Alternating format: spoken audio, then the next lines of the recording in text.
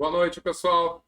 Começando mais uma live de quartas, a live do nosso querido Centro Espírita Nair Montes de Castro, a casa de seu Pedro e Dona Nair, aquele lar que nos acolhe de maneira tão carinhosa. Que Jesus, nosso amado mestre, nosso professor, possa estar em nossos corações. E hoje, na quarta-feira, é o dia que ele, através dos nossos benfeitores espirituais, acaba nos visitando, né? Nesse momento. Todos nós aqui estamos reunidos em nome dele, abrindo as portas das nossas casas para tantos espíritos amigos. Espero que estejam todos muito bem, com saúde, com tranquilidade, né? Com paz de espírito, que é isso que importa. Vou dar aquela olhadinha para ver quem já está aqui e a gente vai dando nossa boa noite. Oi, Denise, tudo bom? Espero que você esteja muito bem. Meu amigo Sérgio, como é que você está, Sérgio? Tudo bom? Oi, Dácia, boa noite. Eliane, tudo bom? Quando eu faço a nossa live, só eu e vocês, sem convidados, eu coloco essa tela de chat, porque ele vai aparecendo, eu, de alguma forma, vou tentando responder online para vocês imediatamente. E hoje não vai ser diferente, tá? Mais uma boa noite. Mas olha só que coisa maravilhosa. Aparece essa tela para mim, eu não enxergo. Então eu tenho que de vez em quando olhar no outro lá, porque minha vista já não é mais vista de garoto. Eu já não sei mais quem está mandando para mim boa noite. Eu vou olhar aqui porque é mais fácil. Doriane, tudo bom? Sônia, boa noite. Marcelo Pinheiro, boa noite, meu amigo. Albertinho, Marisa. Enfim, nossa família vai aparecendo aqui e a gente já vai se comunicando. Isso é muito legal para mim, tá? Espero que também seja para vocês, que vocês fiquem tão felizes como eu fico aqui batendo papo com vocês. E a nossa proposta de hoje vai ser uma revisão. Interessante, né? Essa semana eu comecei a procurar quando a gente fez a nossa primeira live. E tem mais de um ano. Então, se a gente já tem mais de um ano, a gente podia fazer uma revisão de bastante coisa que a gente conversou aqui, né? Que foram diversos assuntos, a gente falou sobre muitos temas, com diversos convidados também, que passaram e que, de alguma forma, nos ajudaram um pouquinho nessa pandemia. A gente ficou mais calmo, mais tranquilo, né? Com mais confiança, com mais fé. E agora que as coisas estão parecendo que estão voltando ao normal, é importante que a gente mantenha também o bom ânimo, a fé, a paz de espírito e, principalmente, a união entre todos nós, os caravaneiros da casa de Pedro e Nair. Então, o que eu pensei? A gente fazer um estudo bem amplo, né? Falar um pouquinho sobre o que é o Espiritismo e falar sobre os pontos mais importantes do Espiritismo. E aí, quando for surgindo alguma dúvida, e não precisa ser a dúvida na ordem, não, se eu estou falando sobre Deus, tem que perguntar sobre Deus, pode perguntar sobre qualquer coisa. E eu não sou cara de pau, mas quando eu era jovem, que eu respondia tudo, tem coisas que eu vou olhar e falar assim, ó, gente, eu não tenho a mínima ideia. E pode ter certeza, eu tenho muitas perguntas, eu só não faço essas perguntas das minhas dúvidas, só não exponho essas minhas dúvidas aqui para vocês, para não deixar vocês mais confusos, né? Porque eu tenho muita pergunta para fazer. E um dia, se Deus quiser, eu vou ter essas respostas. Então a gente vai falar um pouquinho sobre o que é o Espiritismo. Deixa eu ver se. E a gente vai voltar lá para 1854, mais ou menos, quando Kardec ele teve a notícia de que na França, principalmente em Paris, estava acontecendo alguns movimentos bem estranhos. Né? Quem viu o filme de Kardec sabe exatamente do que eu estou falando. Ele foi convidado para alguns shows, né? Algumas exibições que pareciam até ser mágica, só que ele enxergou que por trás daqueles fenômenos tinha algo muito mais complicado de se responder à luz da ciência do que uma simples mágica. E aí ele começou a investigar, e eram as mesas, né, que se mexiam, que batiam, que acabavam respondendo algumas perguntas muito rudimentarmente. Uma batida era sim, duas batidas era não. E ele começou a perceber que por trás daquele show todo de efeitos físicos existia um efeito inteligente. E quem viu o filme percebeu que os anos foram passando, ele cada vez mais começou a estudar, até que um momento ele decidiu mergulhar de cabeça e ele mesmo tocar o projeto da criação, né, de uma nova religião. Ele não tinha essa noção, né, de como seria profunda essa dedicação dele, e o resultado final seria tão amplo, tão vasto, que influenciaria países do mundo inteiro, principalmente o Brasil. E assim ele começou a compilar diversas perguntas que já tinham sido feitas, formular novas perguntas, e sempre com um método, né? Ele era um homem de ciência, então ele criou um método científico. Eu não vou entrar muito nisso, né? Mas quem quiser assiste o filme Kardec, é muito legal, explica direitinho. E ele bolou esse livro dos Espíritos. O importante é de salientar aqui que Kardec não era médium, tá? Que às vezes parece, como a gente tem essa figura muito próxima da nossa história, que é o Chico Xavier, onde o Chico psicografava, Chico fazia praticamente tudo em matéria de mediunidade, parece que Kardec também era assim. Mas não, Kardec não tinha mediunidade alguma, e ele se utilizava de médiuns de confiança em diversas cidades da França, onde ele fazia as mesmas perguntas para esses médiuns, e as respostas, quando vinham bem parecidinhas, ele via que existia essa resposta universal, esse pensamento universal do mundo dos espíritos, e aí ele colocava no livro. Então ele criou diversos temas, vamos dizer assim, né? Então tem a primeira parte do livro dos Espíritos, que é organizada em relação a um tipo de tema, a segunda parte, a terceira, a quarta, a quinta, e depois ele pegou essas partes e aprofundou mais. Então a primeira parte do livro dos Espíritos, ele acabou fazendo a Gênese. A segunda parte, ele acabou fazendo o livro dos Médios. A terceira, ele acabou falando sobre o céu e o inferno. A quarta, o Evangelho segundo o Espiritismo. A quinta, e aí ele foi fazendo esse apanhado e aprofundando cada vez mais. O livro dos Espíritos é a porta de entrada para o Espiritismo. Então, quando você chega na casa espírita, muito provavelmente, dentro de uma reunião pública, a gente vai estar discutindo coisas relacionadas ao livro dos Espíritos. E como nós também, espíritas brasileiros, somos muito cristãos, a gente pega também demais o Evangelho segundo o Espiritismo. E eu acho isso ótimo. Por mais que eu enxergue no livro dos Espíritos um manual também moral, o Evangelho segundo o Espiritismo é uma leitura com uma visão bem assim espírita das passagens de Cristo na Terra. Tá? Então, o que a gente vai falar hoje? Depois dessa breve introdução, e se alguém tiver alguma dúvida, fiquem à vontade para fazer qualquer tipo de pergunta, tá? Se eu puder responder, eu vou responder.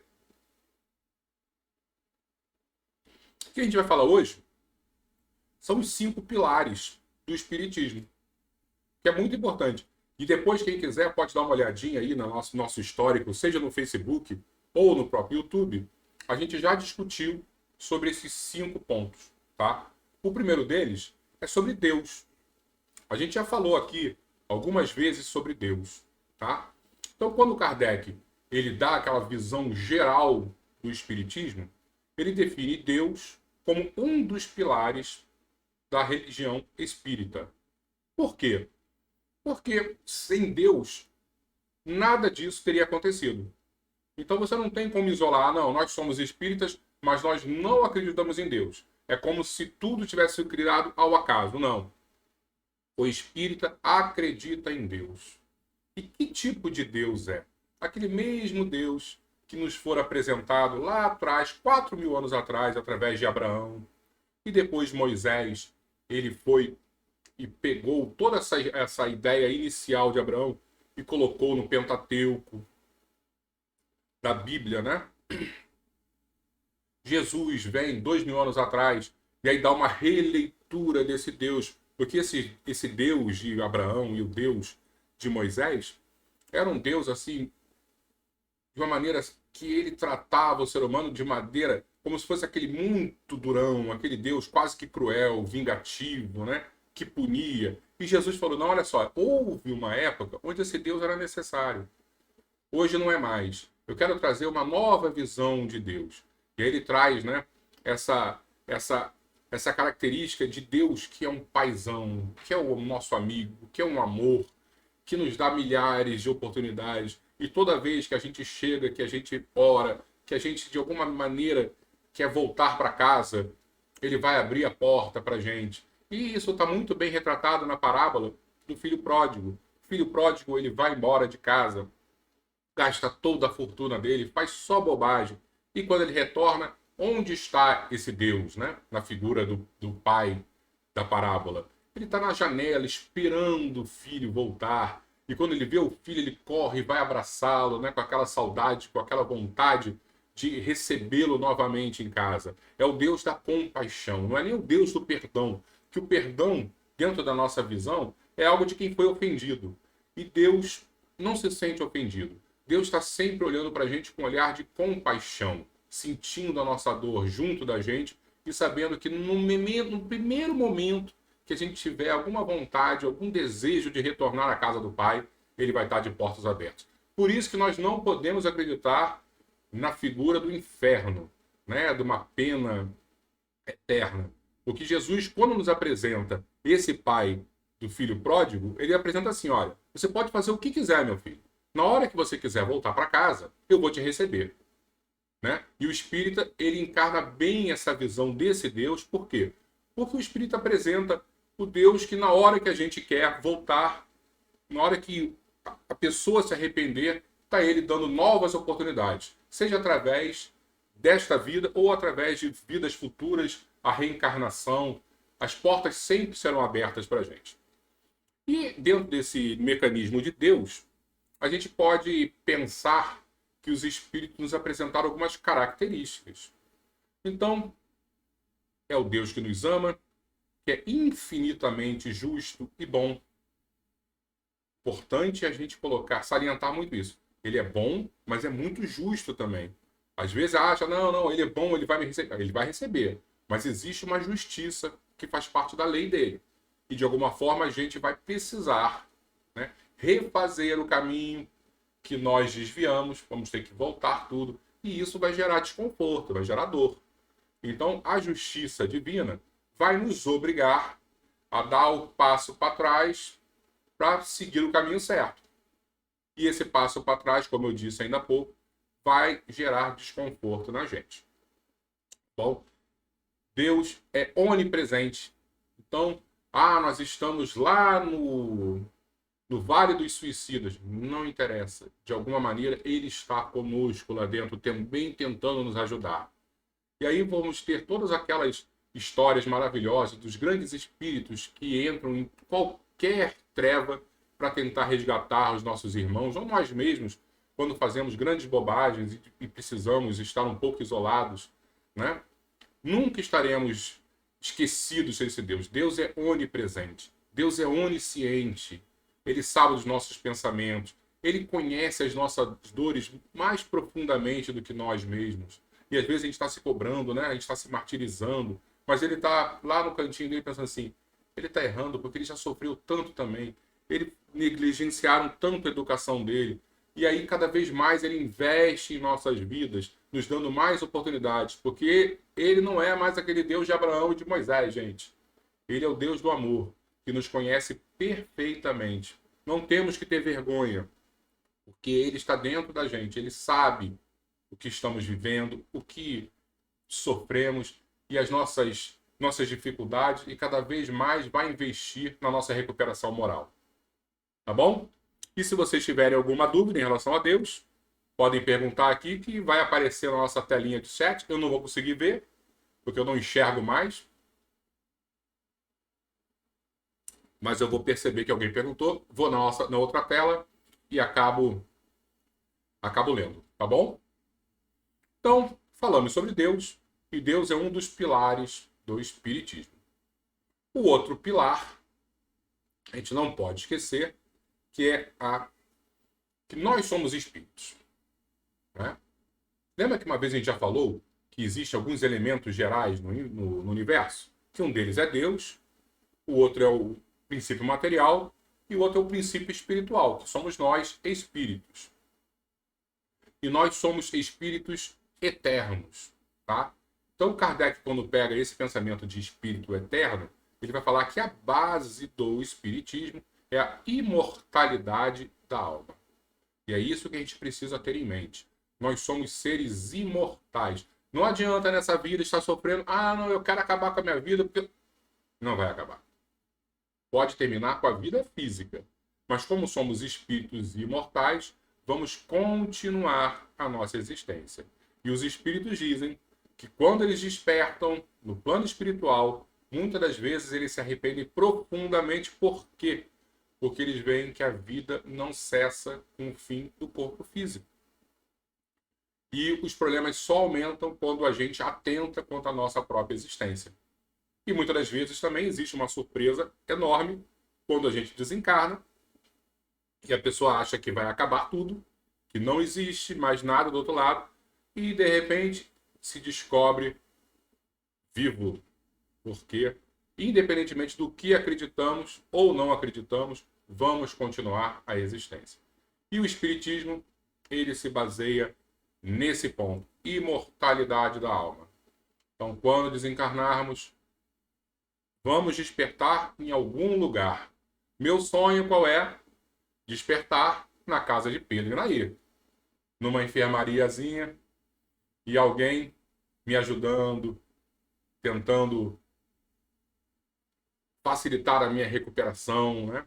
Porque todos nós vamos passar por uma turbulência maior ou menor nos nossos despertares. É como se a gente acordasse. Isso acontece direto comigo, não sei se com vocês.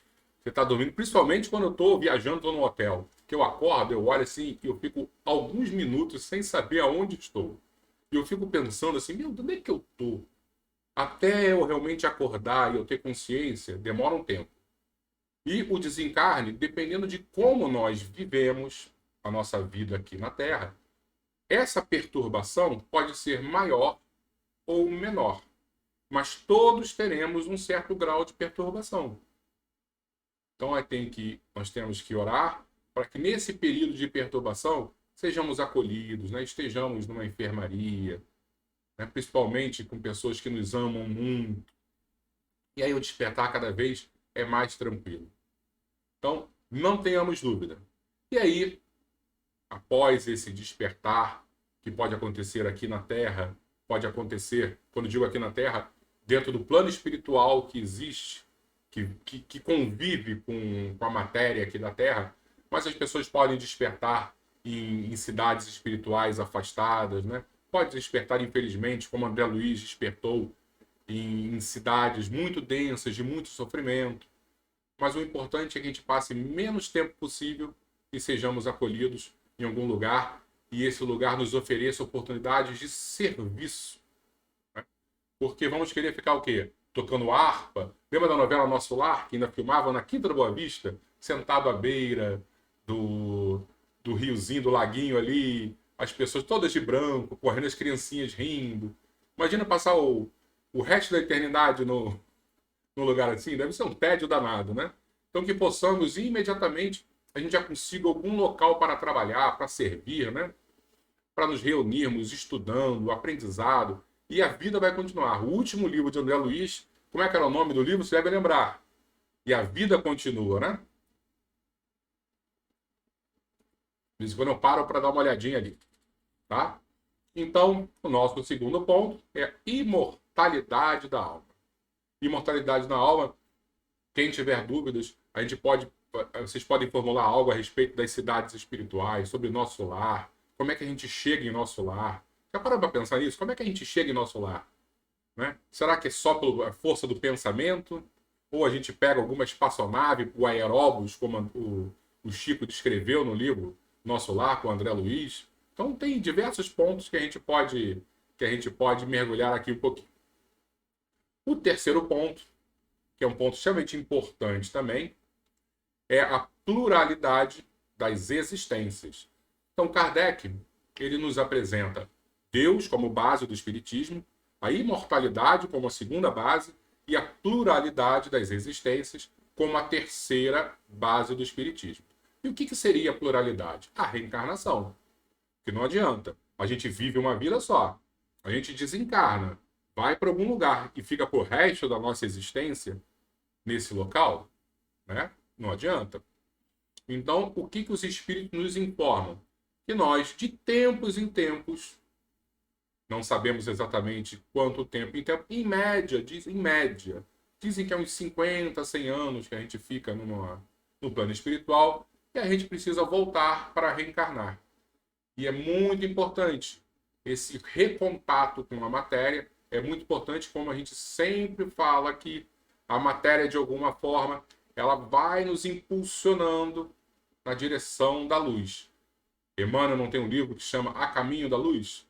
Então é isso. Quando a gente vem, a humanidade reencarna e a gente vai cada vez mais tendo contato com as novas leis, com os novos hábitos, os novos costumes, a cultura que vai evoluindo, de alguma maneira, esse contato, apesar das nossas dificuldades, e às vezes as nossas dificuldades individuais são muito grandes, mas esse contato com uma regra que já está mais estabelecida no planeta Terra, vai nos empurrando. Então vamos fazer uma brincadeira. Vamos pensar que um espírito que não reencarna há 1000 anos venha e nasça aqui numa sociedade civilizada. As leis existem. A cultura é completamente diferente. O nível de respeito às diferenças é totalmente diferente de 100 anos atrás, que dirá 1000 anos atrás. Então, toda essa estrutura que existe no planeta Terra vai, de alguma maneira, amolecer e facilitar a compreensão desse espírito. Então, toda vez que a gente vem e a gente reencarna, essa estrutura, como eu citei ainda há pouco, que já está há muito tempo solidificada no planeta Terra, vai impulsionando. É inevitável a gente seguir esse caminho dessa estrutura? Não. Você vê nitidamente alguns espíritos que vão sempre tentar driblar a lei, driblar, que não vão conseguir compreender, né, que existe um grau de respeito, uma aceitação, e eles vão ficar ainda na retaguarda, né? Mas mesmo assim, cabe nós, como sociedade, olharmos com compaixão, se já estivermos mais à frente, claro, para tentar trazer os nossos irmãos retardatários. Por quê? Porque muitas das vezes fizeram isso com a gente. Ou vocês acham que nós já nascemos prontos e somos espíritos de luz. Não, muitas das vezes, espíritos muito bons foram lá atrás, pegaram a nossa mão, vem meu filho, vamos lá, dá um passinho para frente. E devagarzinho, de passo em passo, a gente está tentando evoluir. Então não podemos esquecer que também, como cidadãos, temos que ter um olhar de muita compaixão àqueles que ainda aparentemente estão lá atrás. E aí daqui a pouco esse que você deu a mão e ajudou, ultrapassa você numa velocidade incrível e ele pode lá na frente também estar te puxando em cima das necessidades especiais que cada um de nós temos. Perfeito? Quarto ponto, que é um ponto que se não tivermos essa base espírita dentro da casa espírita, alguma coisa está errada, que é a mediunidade, tá? Então, sem mediunidade, o espiritismo não é espiritismo. Kardec colocou essa característica especial como uma das bases da nossa religião. E o que é a mediunidade? A gente já falou diversas vezes aqui. Mediunidade é a nossa capacidade de perceber em qualquer grau a influência dos espíritos. Mas eu sinto um arrepio na orelha. Isso é ser médium? Teoricamente é, mas não é o suficiente para dentro de uma casa espírita você trabalhar mediunicamente. Mas dentro da teoria, dentro da definição que os espíritos e Kardec nos deram, isso é mediunidade. Sentir em qualquer grau. E a gente pode desenvolver através de muito, muito trabalho, sim. Mas não é simples. Às vezes a gente acha, eu vou para o centro espírita e vou desenvolver a mediunidade. Calma que não é tão simples. Você vai lá, você acha o quê? Que de um dia para o outro já vai começar a ver, fazer psicografia? Não, não é assim. Às vezes vão ter que passar 3, 4 encarnações para a gente conseguir realmente desenvolver isso. Mas, como a gente tem essa visão da imortalidade da alma, que a gente já falou ainda há pouco, e da pluralidade das existências, que a gente também falou ainda há pouco, vale a pena insistir e começou agora. Não precisa iniciar numa reunião de disciplina mediúnica. Começa indo assistir uma palestra, né? Se interessando, pegando um livro para ler. E aí, às vezes, você vai olhar e dizer, mas será que é verdade? Não há problema nenhum. Né? O próprio Chico, quando psicografou o livro Nosso Lar, ele olhou e falou assim, isso está tão estranho, e guardou na gaveta, e ó, não vou publicar isso porque isso está me cheirando obsessão. O tempo passou, André Luiz, o espírito que psicografou com ele esse livro, falou assim, você está com dúvida? Então vamos lá, eu vou te levar para Nosso Lar para você conhecer. Só depois que ele, quando o espírito dele se desprendeu do corpo, foi para Nosso Lar e ele voltou, aí sim ele ofereceu esse livro para publicação, porque ele também ficou com dúvida. Se ele, que escreveu com aquela capacidade mediúnica, teve dúvida, quem dirá a gente? Então não existe pecado nenhum a gente olhar. Será que é verdade? Desconfiar faz parte do nosso aprendizado, ok? Tenhamos muito pé atrás com aqueles que acreditam em tudo. Isso sim é problemático. Ter dúvida não é nenhum problema. Kardec não dizia que é melhor a gente negar 99 verdades do que aceitar uma mentira? A gente não precisa ser aquele cara chato, né, que duvida de tudo. Mas também aquela pessoa que acredita em tudo, isso tudo é muito cômodo. A gente tem que ter um olhar crítico. Então, mais uma vez, não há problema nenhum. Então, pega um livro, leia, medite, converse, faça parte de preferência de um grupo de estudos da nossa casa espírita. Aí você vai no grupo de estudos do Livro dos Espíritos, o ciclo introdutório, onde tem diversas pessoas muito bem com conhecimento sobre os pontos espíritas. Então você vai tirar suas dúvidas, é um grupo amigo, né? Você vai se sentir bem. No final, às vezes, tem um relaxamento, aí desce, come um bolo, bate um papo, faz parte dessa construção da família da nossa casa espírita. Tá? Então, a gente está falando sobre mediunidade. Então, eu vou falar um pouquinho sobre mediunidade, que muitas das vezes nos confunde, né? Porque o nosso exemplo qual era? Mais uma vez, Chico Xavier. O que Chico fazia? Pegava lá o livro, um papel, um lápis, fechava o olho e saía escrevendo. E aquela coisa que chamava a atenção, né? Então, quando o médium está escrevendo, a gente olha, esse médium é estranho, porque ele está escrevendo de olho aberto. Ele não bota a mão na cabeça, não abaixa, não... E esse médium não é forte o suficiente. Então, muitas vezes a gente fica com essas dúvidas. Então, vamos começar. A psicografia, que é a mediunidade mais famosa. Você tem diversos níveis de conexão com o espírito. Tem aquela do Chico Xavier, onde o espírito... Hoje a gente não vai aprofundar, tá? Mas é como se o espírito pegasse a mão dele mesmo e passasse direto, ele, o espírito, escrevesse.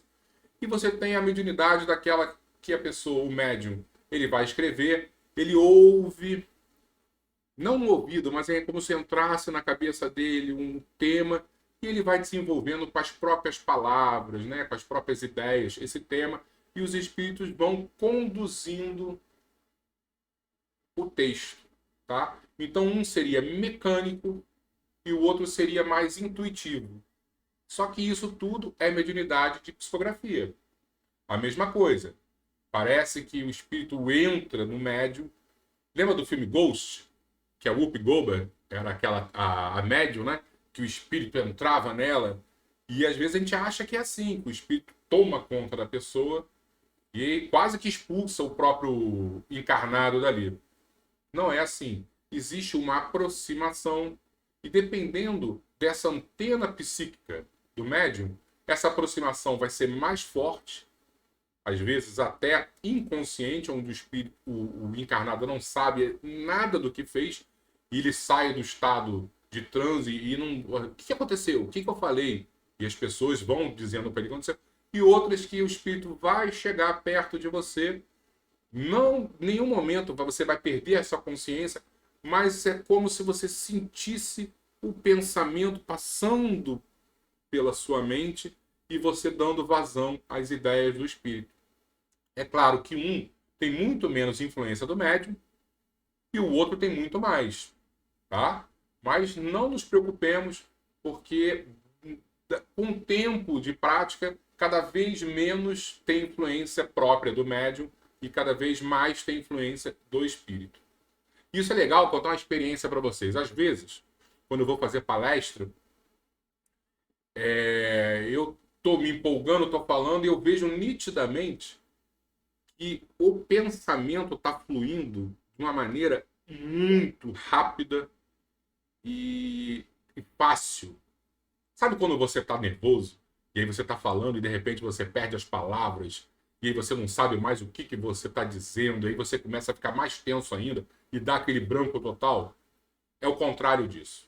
É como se você cada vez estivesse mais focado, cada vez estivesse mais conectado com uma mente que está te ajudando e a fluidez é gigantesca. Uma vez eu percebi que eu poderia, naquele momento, até pensar ao mesmo tempo duas coisas. Isso foi muito interessante. Eu falando, o pensamento vindo, eu completamente conectado, e do outro lado eu pensando assim, pô, mas tá muito fácil isso aqui, hein? Olha que coisa interessante. Eu não estou com dúvida nenhuma. Surgir ideias novas que vão aparecendo e eu vou dando vazão a isso. É como se não fosse eu que estivesse fazendo a palestra. Mas estava lá eu. Não era assim, eu apaguei e eu não sei mais o que está acontecendo. Não, eu estava dividindo esse escritório que é a minha cabeça com alguém. Tá? Então a psicofonia é isso também. E tem outras, né? Tem outras que são até desconhecidas, formas de mediunidade, que é a... Como é que era o nome? Psicometria, eu acho que era isso. Desculpa se eu esqueci. Mas eu lembrei agora uma do Chico, que era aquela de onde você coloca a mão, por exemplo, num anel e você consegue perceber toda a história daquele anel. Todos os dedos que já passaram por ali. Já pararam para pensar nisso? Né? Você pegar um objeto e você conseguir sentir a história do objeto. Ou você está viajando, aí você está em Roma, você bota as mãos na parede do Coliseu e aí você consegue perceber a história que aconteceu ali durante séculos e séculos. Chico tinha isso. E dizem que Chico, quando recebia muitas cartas, ele não precisava nem abrir a carta para ler. Ele segurava a carta e aí ele já conseguia perceber mediunicamente, através dessa psicometria, toda a história daquela pessoa que escrevera a carta. E aí ele respondia para a pessoa, não, você não vai abrir, vai ler? Não, eu não preciso abrir não, eu já sei qual é a história da resposta aqui. E aí ele respondia as cartas, já conhecendo profundamente a dor daquela pessoa. Olha que coisa bonita. Deixa eu ver aqui, que eu acho que o Albertinho mandou uma pergunta para mim. Ah, olha que interessante. Qual é a diferença entre espiritismo e espiritualismo? Então, mais uma vez, vocês lembram daquela novela A Viagem? As pessoas diziam, não, é uma novela espírita. Não, uma novela espiritualista. Tá? Espiritualismo é amplo. Espiritualismo é quando a gente acredita algo diferente do materialismo. Tá? Então, se você é um católico, você faz parte de uma religião espiritualista. Você acredita em Deus, acredita nos anjos. O materialista não acredita em nada. E o espiritualista acredita em coisas diferentes do materialismo. O espiritismo seria um grupo específico dentro do espiritualismo. Então, nós somos espíritas. Então, por exemplo, eu posso numa palestra parar, agora eu vou jogar tarô para vocês? Não, por quê? Por mais que o tarô seja uma prática espiritualista, ela não é uma prática espírita. Tá? Então nós temos, dentro de uma visão ampla, um pedaço pequeno que se chama espiritismo. Mas aí você tem outras vertentes maiores do que o espiritismo, que é o espiritualismo. Consegui responder a você, Albertinho? Só definindo. Nós espíritas somos espiritualistas, mas nem todo espiritualista é espírita. Tá bom?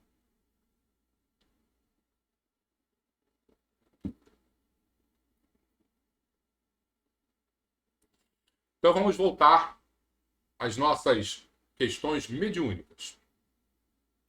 A gente falou sobre psicografia, psicofania, psicometria. Aí nós temos a vidência. Vidência é outra coisa que é extremamente interessante, né? Muitas vezes nós temos amigos, médiuns, que têm vidências tão bonitas. E aí estão na casa espírita, na reunião mediúnica. Ah, eu vi agora seu Pedro entrando. Eu vi isso, eu vi uma luz. E eu nunca vi nada. Sabe aquela tristeza que me dá? Eu falei, meu Deus, está todo mundo vendo tudo, eu não vejo nada. Só que de vez em quando, eu, com a minha mediunidadezinha que ainda está a desenvolver, eu tô com o olho fechado e aparece uma imagem assim, bem como se fosse turva. E eu fico olhando, ué, será que é da minha cabeça? Será que não é? Aí o importante na prática mediúnica é ao final a gente fazer aquela avaliação com o grupo. E aí o grupo às vezes vai dizendo, ah, eu vi isso, eu vi isso. E aí muitas das vezes eu falo assim, ah, então não era da minha cabeça. Aquela imagenzinha lá no fundo, bem distorcida que apareceu para mim, tinha a ver com isso. Aí vou contar uma história para vocês que foi muito interessante. Isso serviu para mim de diversos pontos foram esclarecidos na minha vida depois disso. Eu faço parte de um grupo na casa espírita e eu estava dando passe e entrou uma pessoa para tomar passe e imediatamente quando ele entrou, na minha mente apareceu um incêndio. E eu fiquei pensando assim, o que é isso, né? E apareceu. Mas não era um filme que apareceu, não. Era algo assim, mais uma vez, rudimentar. Eu não consigo explicar isso porque não é físico, né? Então não vou conseguir nunca passar exatamente o que eu vi. E eu fiquei com isso na minha mente, na minha lembrança, né? No final, nós fomos fazer uma avaliação. Não, antes disso, nós fomos fazer a prática mediúnica, uma desobsessão. E eu estava sentado ao lado de uma médium. E essa médium incorporou, eu vou usar esse termo incorporar, mas a gente não sabe que não é tecnicamente correto, né? Só para facilitar a compreensão, incorporou um espírito e o doutrinador começou a conversar com esse espírito. E esse espírito estava muito complicado, né? Com muito sofrimento e difícil até de conversar com ele. E o doutrinador falou assim, ah, ok, eu entendi, mas vamos fazer o seguinte, vamos voltar um pouquinho no tempo e vamos lembrar aquele vilarejo que você morava. Lembra o que você fez com aquele vilarejo? E aí o espírito disse, não, não lembro não. Provavelmente devia estar lembrando, mas não quis dar o braço a torcer. E aí o doutrinador disse, você colocou fogo no vilarejo. Você achou que ia matar os seus inimigos? Só que lá estava uma pessoa que você amava muito e, infelizmente, essa pessoa morreu junto daquele incêndio. E aí o espírito disse, eu não quero falar sobre isso. E nesse momento eu voltei a ver um incêndio na minha cabeça. Como eu tinha visto algum tempo atrás. Eu falei, ah, olha aí, ó. Eu já devia estar, de alguma forma, percebendo a influência desse espírito e a minha tela mental estava captando isso.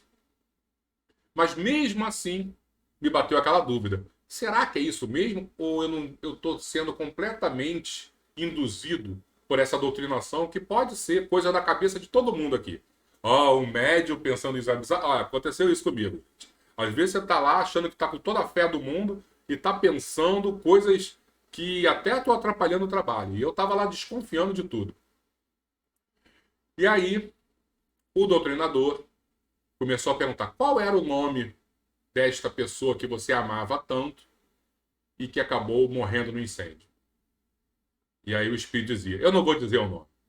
E eu, do lado assim do espírito, falei assim, ai meu Deus, eu não quero saber mais dessa história. Eu já estava tão sofrido ali, só que veio um nome na minha cabeça. Nome Abigail. Mais uma vez, não era assim, Mariazinha, Joaninha, porque às vezes vem um nome simples e dá uma certa sorte e acaba. E o nome vinha Abigail. E o espírito dizia, eu não vou falar o nome. E o doutor falou, vai, fala sim, porque é importante você. Fala. E aí chegou uma hora que o espírito disse, Abigail. Aí sabe quando você está sentado assim, você fica completamente arrepiado. Fala, ai meu Deus do céu.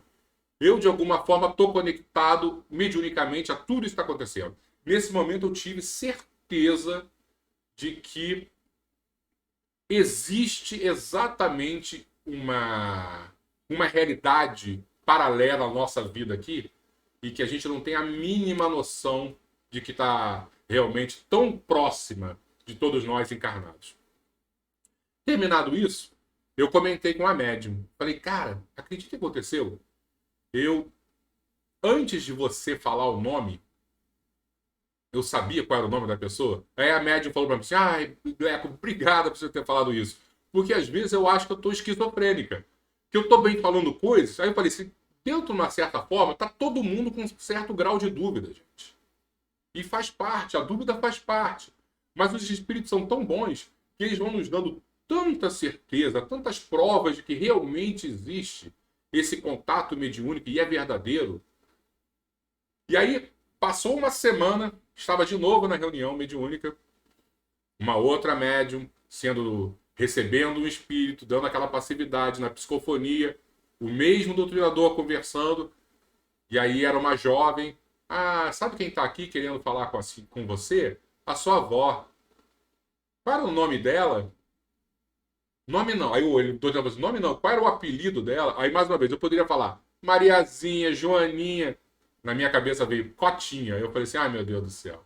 Daí eu comecei de novo a estar conectado. Não deu outra, pessoal. A médica falou Cotinha. Eu falei, realmente eu tô conectado nessa bolha mediúnica que está acontecendo aqui.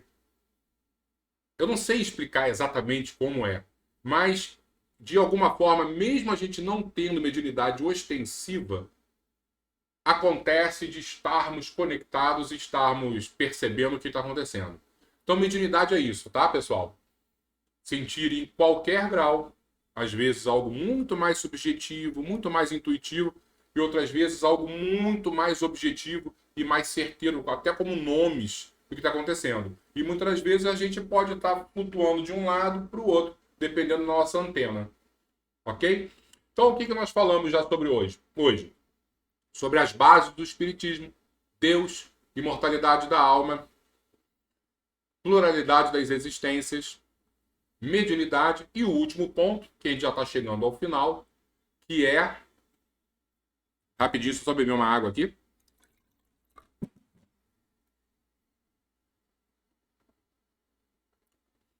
Pluralidade dos mundos habitados. Tá? Então, quando Kardec ele compilou o Livro dos Espíritos, ele percebeu o quê? Que se tudo girasse em torno do planeta Terra, como muitos religiosos querem nos vender, né? Não que a Terra é até quase o centro do universo, que não existe vida em lugar nenhum, não ia fechar a lógica espírita. Então ele percebeu que, quando Jesus disse a casa dos meus pais, há muitas moradas, né?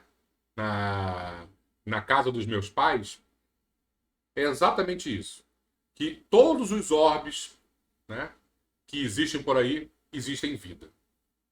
Então há muitas moradas na casa do meu pai, significa pluralidade dos mundos habitados. Então, a gente já fez também, acho que a gente já fez de todos. A gente já falou sobre Deus, já falou sobre reencarnação, já falou sobre vida após a morte, que seria a imortalidade da alma. Já falamos sobre mediunidade em outros vídeos que tem aí nas nossas lives de quarta-feira. E já falamos também sobre os exilados de capela, que é muito próximo a isso que a gente está falando, que a gente está dizendo aqui. E essa pluralidade dos mundos habitados significa o quê? Que existe um intercâmbio entre espíritos de diversos planetas aí, que de vez em quando vêm e têm a necessidade de nascer na Terra. E nós também, de vez em quando, temos necessidade de sairmos daqui e irmos para outros lugares. Então, sem essa base do espiritismo, né, que é esse intercâmbio, não faria sentido. Estaria faltando alguma coisa para a nossa compreensão geral.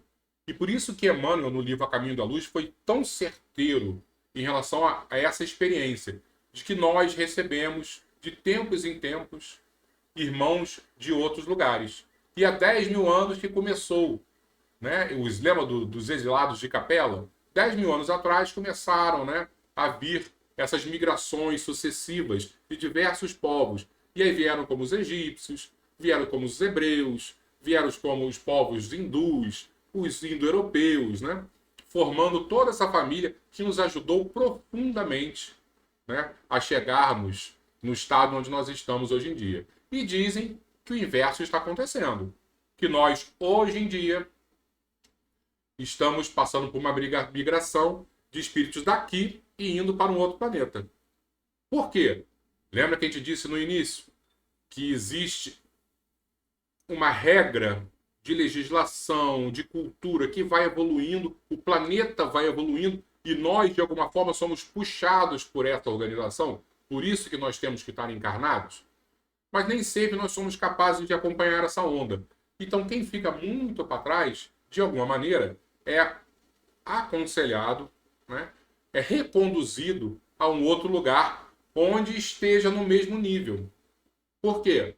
Porque faz parte dessa compaixão divina da oportunidade. É como se uma turma tivesse muito avançada, já estudando uma matemática extremamente avançada, e tivessem alunos que não sabem ainda as operações básicas. Quanto mais tempo eles ficarem nessa turma, pior vai ser para eles. Primeiro, porque eles estão atrapalhando aqueles que querem aprender a matemática mais avançada, e eles estão perdendo as oportunidades, porque eles não têm mais condições de compreender esse avanço todo. Então, a lógica do pedagogo é você pegar, o professor vai olhar para esse grupinho, olha, bota numa turma aqui e vocês vão conseguir, aí sim, agora, acompanhar a turma. Então, não olhemos como punição, não olhemos como, mais uma vez, que a gente falou sobre Deus, um olhar de compaixão profunda do Criador.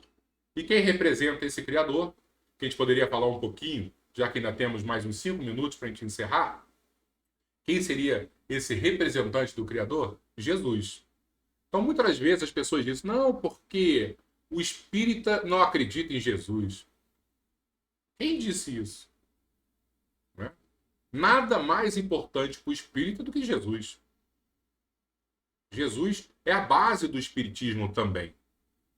Por quê? Porque o cristianismo é o que há de mais importante na formação de nós, encarnados e desencarnados. Porque a moral cristã é aquilo que empurra a sociedade. Se não tivéssemos o cristianismo, se Jesus não tivesse há 2000 anos nascido aqui na Terra, como estaríamos nós hoje como sociedade? Estaríamos de uma maneira muito, muito pior. Então, para o espírita, Jesus, o cristianismo é algo extremamente importante. A única diferença é que nós não acreditamos que Jesus é Deus. Tá? O católico, por exemplo, acredita na Santíssima Trindade, onde Jesus e Deus são o mesmo ser. Nós não. Acreditamos que existe um Deus que está acima de tudo e todos, e existem os espíritos. Só que Jesus, por mais que seja um espírito, ele já é um espírito tão evoluído, mas tão evoluído, que ele está em sintonia perfeita com Deus, e por isso que nós confundimos Jesus com Deus. Tá? Porque eles já estão em perfeita sintonia. Nosso modelo e guia. Exatamente. Jesus, ele é o cara pra gente. Então, eu acho que já estamos bem próximos de encerrar, né? Acho que vocês estão tímidos para fazerem perguntas. Mas quem quiser fazer alguma perguntinha aí, fica à vontade, tá bom?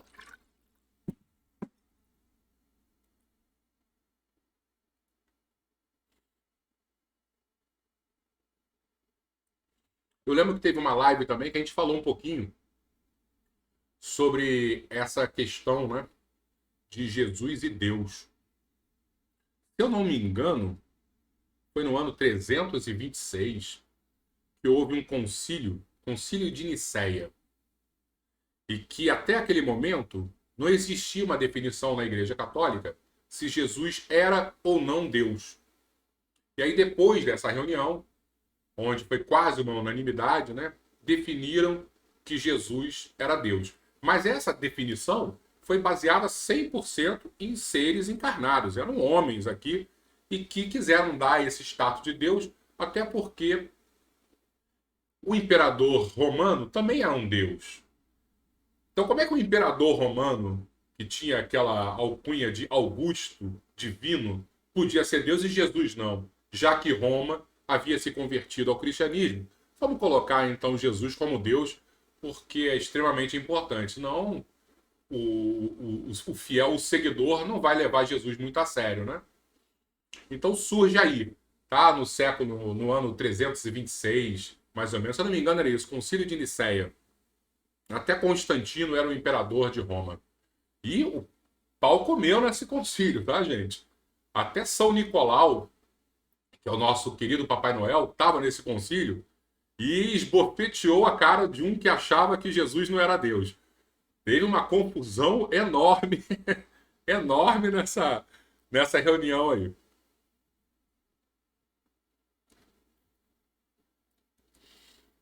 Meus queridos, eu tô vendo, já estamos chegando no finalzinho, então acho que a gente vai encerrar, tá bom? Espero que vocês tenham gostado. Sei que eu falei muita coisa repetida, né? Mas acho que é importante. Uma vez eu ouvi de um professor: a gente só aprende aquilo que a gente já sabe. Então, por isso eu gosto de vez em quando voltar com os mesmos temas, tá? Por quê? Porque aí a gente vai aprender realmente. Porque a gente já ouviu isso algumas vezes, e aí chega mais uma vez, a gente ouve de novo, a gente acaba aprendendo, tá? Eu sou chato, mas nesse momento, nessa forma que eu quero ficar sendo um pouco repetitivo, tem uma didática aí, tá, pessoal? Que a gente só aprende aquilo que a gente já sabe. Então, espero que vocês tenham aprendido um pouquinho. Eu, quando sento para fazer esses estudos, eu aprendo bastante também. Então, para mim é muito bom. Então, não ache que eu estou aqui, não, só falando, não. Eu paro para ler, para estudar, para relembrar. Então, para mim, eu tenho um crescimento pessoal muito grande também. Então, é maravilhoso estar com vocês, tá? Opa, tem uma coisinha aqui do Alberto. Ah, Alberto, que pergunta maravilhosa, Alberto. E o amor? Qual a importância do amor na doutrina espírita? Historicamente, Jesus sempre nos apresentou o amor como a salvação. Jesus era perguntado o que a gente precisa fazer para herdar a vida eterna. E ele respondia sempre: amar a Deus sobre todas as coisas e ao próximo como a si mesmo. E aí, quando Jesus estava com os seus apóstolos, amai-vos uns aos outros como eu vos amei. Todo o ensinamento dele era baseado no amor. Todo o ensinamento era baseado. O grande problema é que os séculos foram se passando e o cristianismo, de alguma maneira, foi se perdendo. Mais uma vez, nunca vou falar aqui contra o cristão, o católico. Não, não é esse ponto. Eu adoro a Igreja Católica. Eu fui batizado, eu fiz primeira comunhão, não tem nenhum problema. Em outras encarnações, eu fui padre, não tem problema nenhum por isso. O meu grande problema é quando a gente pensa no poder mundano, né? E aí, no caso, eu já citei várias vezes, quando Roma abraçou o cristianismo, Roma pegou todos os conceitos de império, né, de império mundano, e tentou empurrar goela abaixo ao cristianismo. Isso trouxe um desconforto enorme para essa simplicidade cristã que se baseia no amor. Então o tempo vai passando, a humanidade vai se esquecendo aos poucos desse amor, do perdão, da compaixão, da caridade. E aí daqui a pouco as pessoas vão começando a discutir o que é o motivo da salvação. E o motivo da salvação é: fora da igreja não há salvação, fora da fé não há salvação, fora do trabalho não há salvação. Cada um pegando para si um pouquinho de uma palavra, de uma ação que era importante para a sua ideologia. Só que Jesus foi muito claro: amar a Deus sobre todas as coisas e ao próximo como a si mesmo. E essa pergunta do Alberto é ótima, por quê? Porque o Espiritismo é um resgate desse cristianismo primitivo. Então a gente vai dizer o quê? Fora do amor não há salvação. E Kardec traduziu de que maneira? Fora da caridade não há salvação. Então quando a gente pensa a caridade, não é a caridade simplesmente material, é a caridade como um todo, como amor, como acompanhamento, como dedicação, como perdão. É muito complexo o sentido de caridade para o Espiritismo. E o amor exprime perfeitamente essa complexidade desse termo. Espero ter respondido, Albertinho.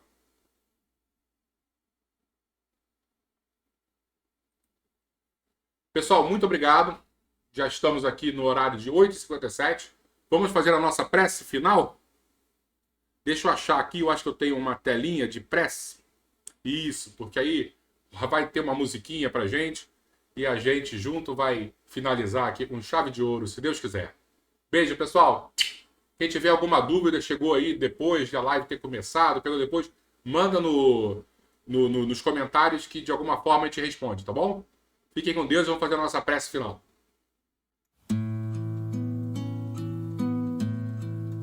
Então vamos fechar os nossos corações. Quer dizer, vamos fechar os nossos olhos e abrir os nossos corações para ouvir a música, para entrarmos em sintonia. Os bons amigos espirituais que estão nesse momento em nossos lares, nos trazendo paz, harmonia, saúde, tranquilidade. E este é o momento, esta é a hora de pensarmos naquele nosso irmão que vive conosco, que está perdido, que está sofrendo, e às vezes não quer ouvir uma palavra de ajuda. E lembrar que muitas das vezes também estamos nesse papel, muitas vezes estamos rebeldes. Então não é olhar com crítica. E a palavra de hoje da nossa live é compaixão. É olhar com compaixão. E olhar com compaixão é sentir a dor do outro, é ter empatia.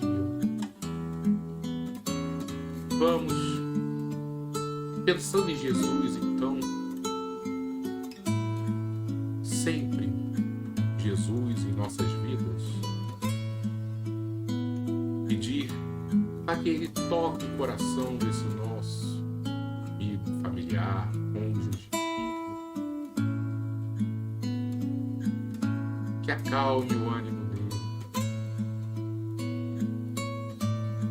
que a paz se apodere do seu espírito, que a tranquilidade reine no seu comportamento.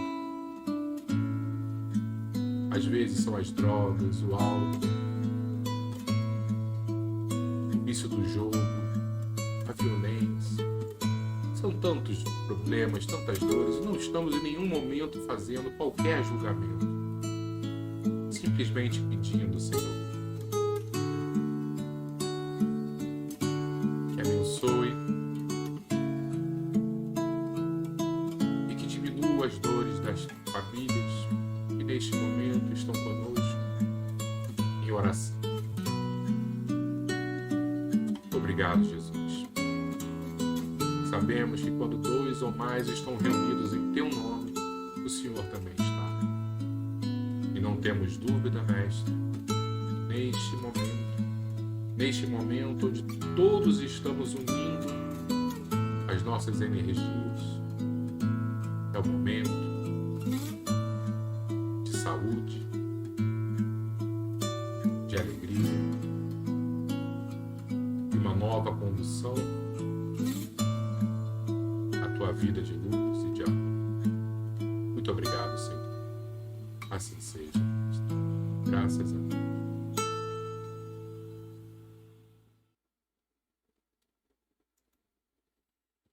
Obrigado, pessoal. Que Jesus nos abençoe e que possamos sempre, sempre estarmos conectados com Ele, com os corações abertos. Isso é muito importante. Fiquem com Jesus hoje e sempre. E até semana que vem, se Deus quiser. Boa noite a todos.